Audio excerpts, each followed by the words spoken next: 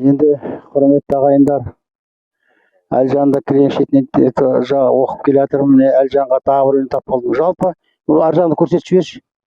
Мына жатқанның аумақтың барлығы әлжандар міне. Мынаның барлығы да әлжандар, қаракесек әлжандары. Әлжаннан тараған ұрпақтары. Міне тағы келіп отырмын.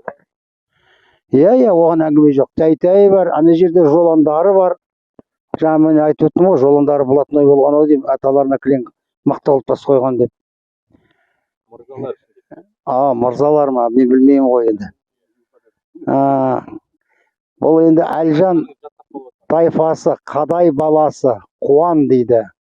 Уфат болған бұл кісі 78 жасында 1846 жылы Қылдырды баласы дейді. Тәңкір берген дейді.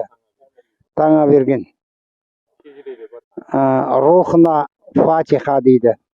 Рухына Фатиха деп жазыпты. Әмин деп жазатын еді. Соңына ол жоқ, бірақ Фатиха деп жазған. Артындарында бар ма? Жоқ қоя, өнері ба? Келістіріп істеген құлпытас екен. Мына құмбас өте қымбат құлпытас. Бұл құлпытас өте бағалы. Бұл шыңдалған. Бұл шыңдау үшін мұны жылқы терісіне орап, жылқы майымен суарылып, әбден күнге қақсы кепкенше осылай жатады.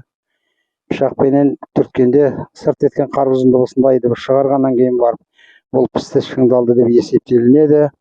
Сондай мықты қымбат құлпытастардың бірі. Жаңа мен айтқан жоландардың қойған құлпытасы сияқты мықты құлпытас. Мықты Алжанның жаңағы келініне де қойған мықты құлпытас екен бұл да.